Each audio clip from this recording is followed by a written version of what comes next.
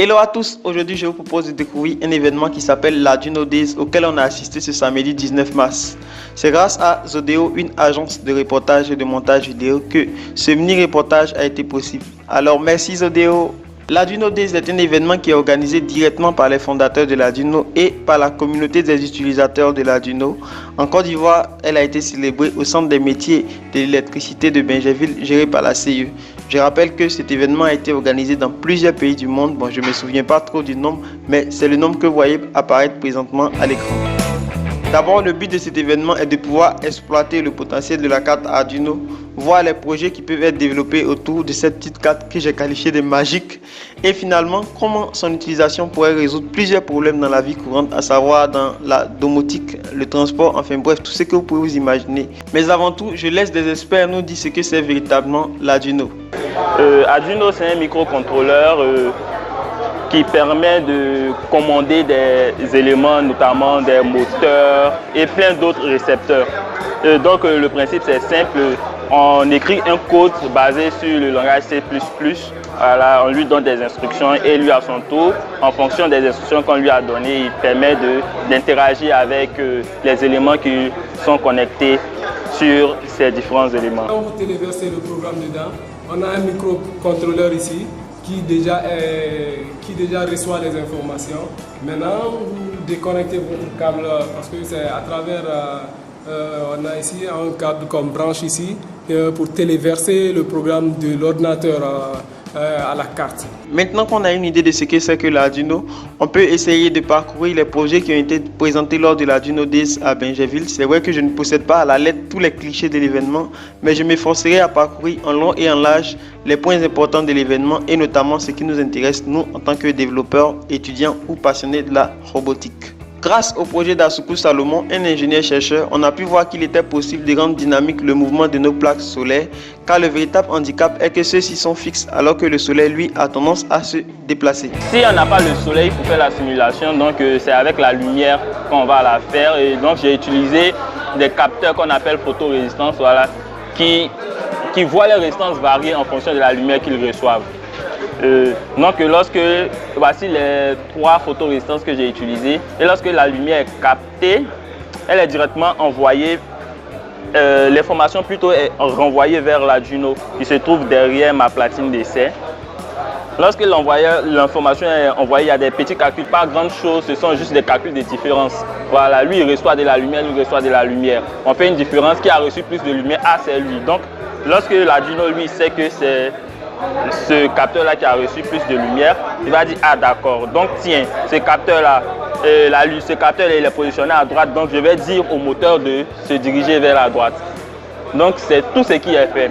C'est vraiment pas quelque chose de difficile. Donc vous l'avez compris, son projet permettra à ces plaques de suivre le mouvement du soleil, histoire de capter le maximum d'énergie possible. Grâce également à la brillante exposition d'un groupe d'étudiants du Centre des métiers de l'électricité de Bingerville, en abrégé CME, on a pu être informé sur le fonctionnement du système d'électrification en milieu urbain et les différentes causes d'absence d'électricité à certains moments de notre vie quotidienne. Je me nomme Nguessan Nana Acholurik Edgar, je suis étudiant au CME, Centre des métiers de l'électricité.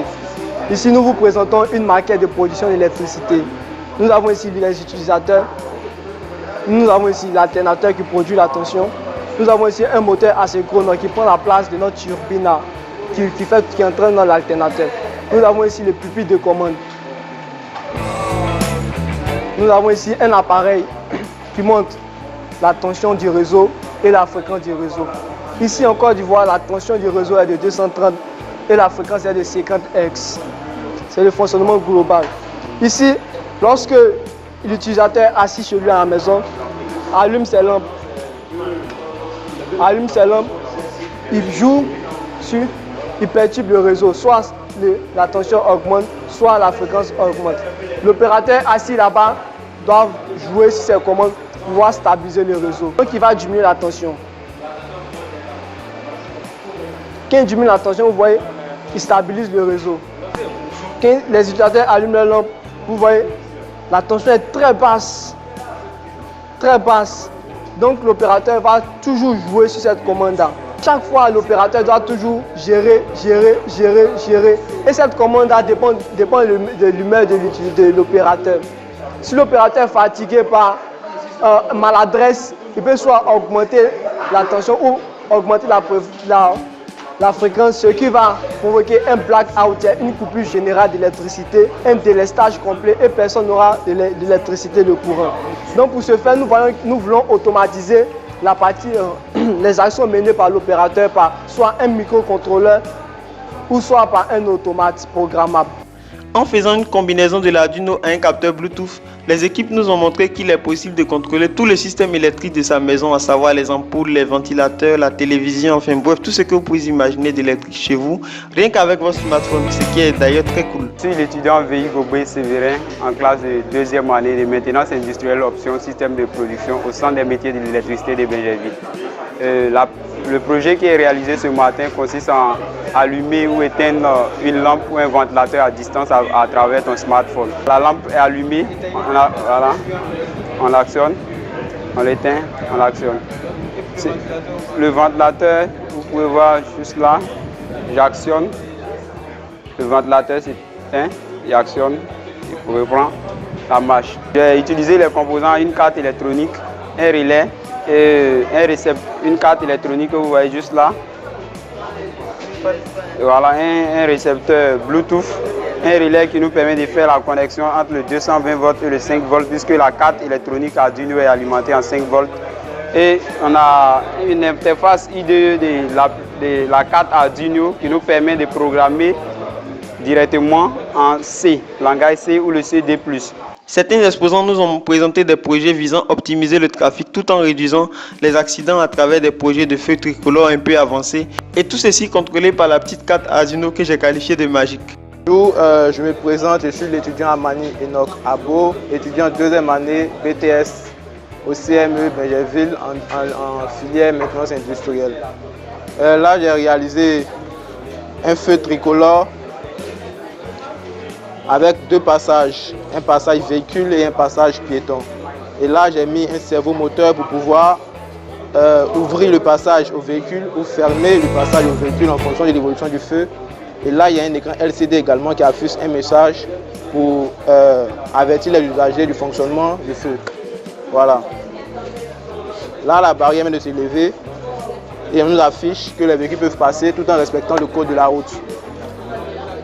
Et après certains temps, bon, le message va avoir clignoté pour insister et interpeller les usagers, les chauffeurs et tout. Et après certains temps, il y a un autre message qui va s'afficher pour dire que la barrière va descendre, pour en même temps avertir les chauffeurs qui doivent ralentir parce que la barrière va descendre. Et après, le feu piéton passera au vert. Le système il est basé sur la carte Arduino. Voilà, c'est la carte Arduino qui contrôle l'évolution de tout le système. Le programme a été structuré de telle sorte que, en fonction de l'évolution du feu, l'écran LCD affiche un message et le servomoteur que j'ai utilisé là commande la barrière pour soit ouvrir le passage au véhicule, laisser passer les véhicules et dire aux usagers de la route, aux piétons qui n'ont pas accès à la voie, et après fermer le passage au véhicule et dire aux usagers de la route, aux piétons qu'ils peuvent traverser sans avoir à s'inquiéter de se faire percuter par une voiture. Et comme le téléphone ou l'ordinateur avec lequel vous me suivez présentement est en 3 dimensions, on a eu à parler d'imprimante 3D.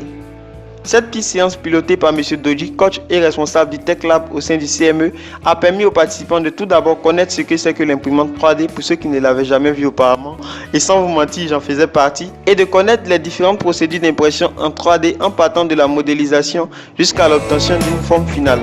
Et enfin, on a pu voir comment la 3D influence le monde d'aujourd'hui avec des maisons et plusieurs objets gigantesques réalisés avec cette technologie. Enfin bref, on a été vraiment servi. Il n'y a rien à dire. Tous ceux qui ont participé à cette séance-là ont été vraiment épatés de ce que peut faire la 3D dans le monde d'aujourd'hui. Au final, les exposants ont été récompensés par le directeur général de la CIE avec des bons d'achat, des montants en espèces et en gros tout ce qui pourrait encourager un étudiant à produire des résultats meilleurs. Ok, j'espère que vous avez aimé ce petit résumé de l'Arduino D. Si c'est le cas, laissez-moi un petit like pour m'encourager.